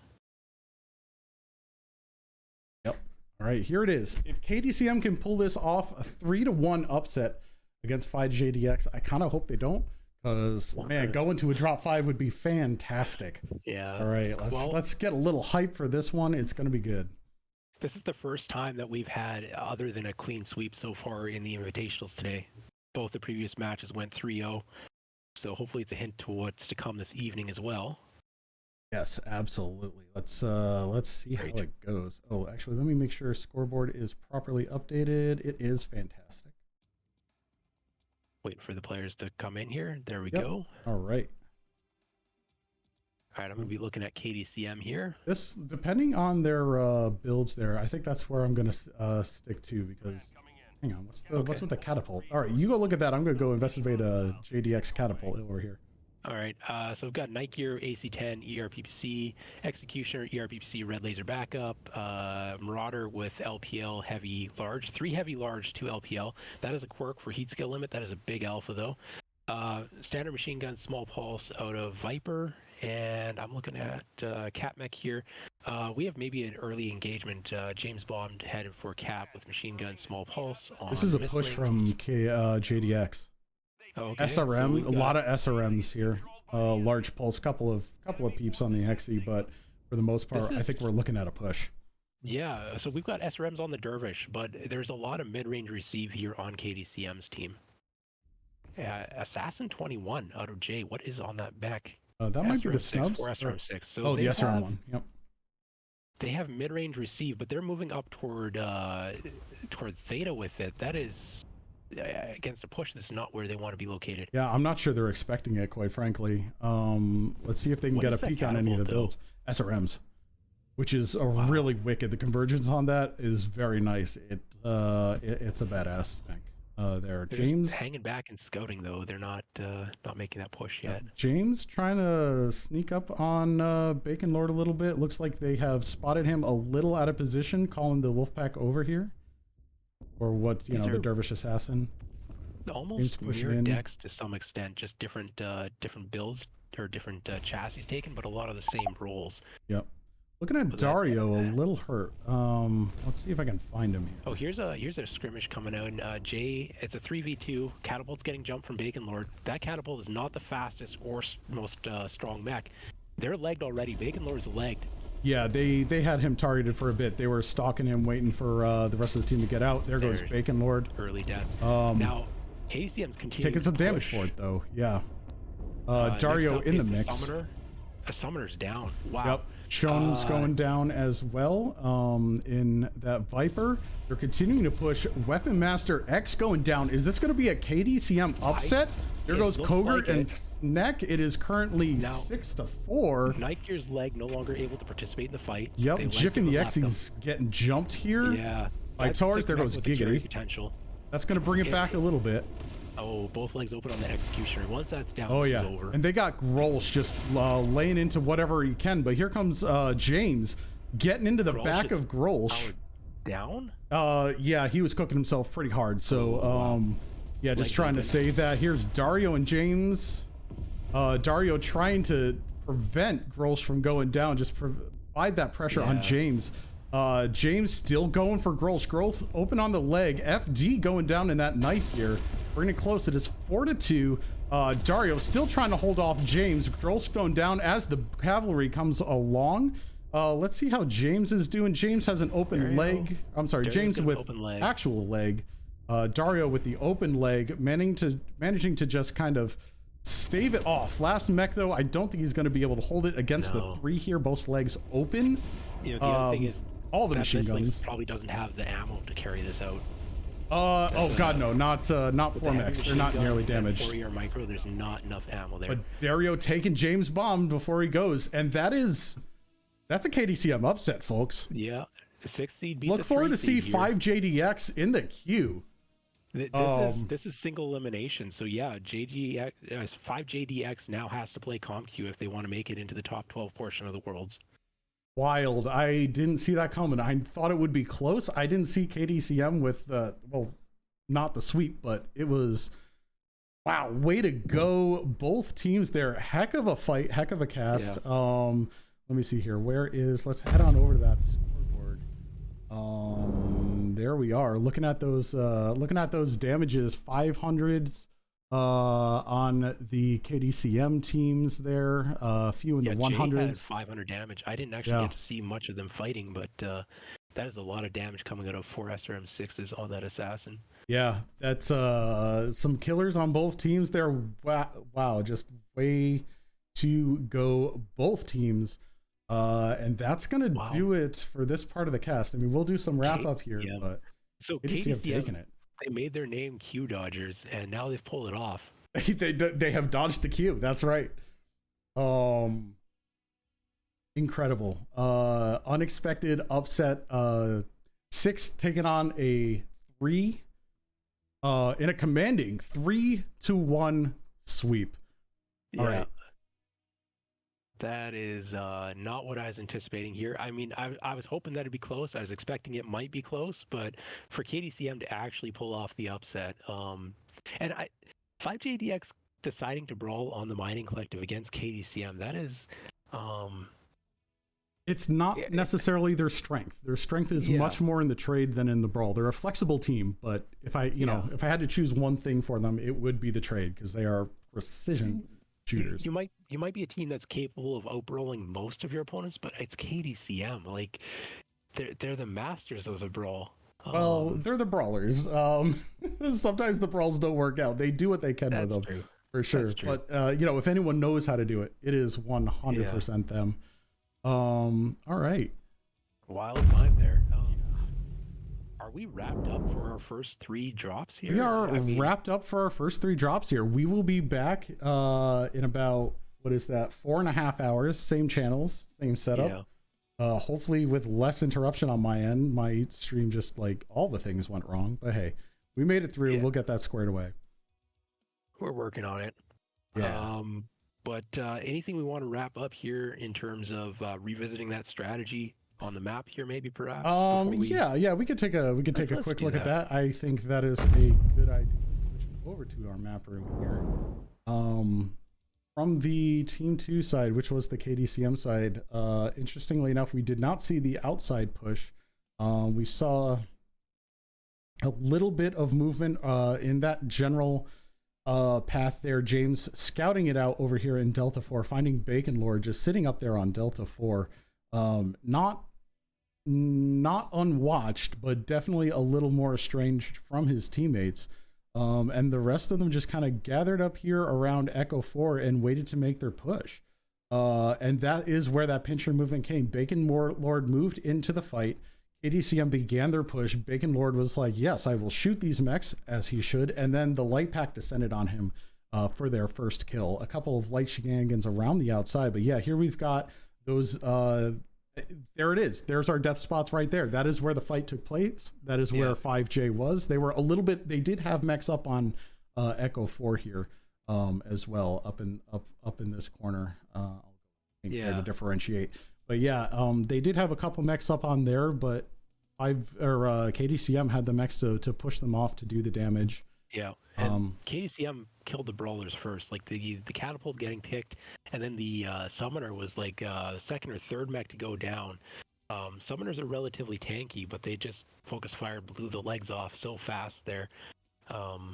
That, you know, and they were killing the mechs that had the high DPS before kicking off the mechs that had the lower DPS in terms of like the laser vomit mech out in Fox 4, kind of being one of the last to go down. Yep. That's the way you want to do it. You want to take the DPS out first when you're in a brawl situation. Yep. And KDCM using that cover too, like that only when they crossed over the saddle, they'd killed a few mechs at that point, were they sort of in range of that in range of those blue lasers. Had a little moment there. I mean, the executioner was well positioned to get shots in, but that was just the next target kind of idea, and the Marauder 2 pulling back from wherever it had initially set up, but it was 5 LPL that just ends up running hot once it gets jumped on. And the mislinks in the back, that's just something that is frustrating to try and deal with that type of a mech, with that type of a build. Yeah, absolutely. It was, I think, good build, but it just couldn't provide the Overwatch, right? It got stuffed into a corner, had limited range, and was then forced into the brawl. And then James having some trouble. There was kind of an entertaining little fight. Dario trying to push him off, and James saying, "No, this one's mine." But yeah, it was combat coming in clutch there, you know. Right, absolutely. No, that was last match. But yeah, that's basically how that brawl pushed out. And look at this pathing, folks. Look at the motion that went over there, and where 5JD fell into a trap, and it's that Echo 4 death zone. KDCM just pushed them into it and pushed them out of those high spots, and really executed that very well. Yeah, well played from both teams. Intense, nice fight to watch. We got a real match here, not some 3-0 sweep. And coming up this evening, it's a 4th seed versus 5th seed, so that should be a tight match as well. Yeah. Between Dark Sea Corsairs and Sky Rangers, Jaegers. Jaegers, Jaguars, which one was it? Jaegers? Is it Jaegers or Jaguars? It's who? Jaegers, right? Wait, I'm sorry. You're talking about what's coming up, right? Yeah, that's right. right. Upcoming Yeah, team. Jaegers. Yeah. German for hunters. Yeah, that's what I was thinking. But for some reason, I was thinking Jaguars. Was there Jaguars? No. You might be thinking vaguely 5JDX, who has a Jaguar in their logo. But here, I'm looking at the chat. They're going absolutely nuts, as they should be. Hell of a match. It is KDCM coming out ahead of us. We're going to wrap the stream here. Thank you, everybody, for coming by and dealing with our interstitial stuff. We'll be back again, like we said, with Jaegers v Dark Sea Corsairs. In another knockout single elimination. We'll see. Will we have another upset? I don't know. We'll see you in about 4 hours. And I'll see you soon, Therax.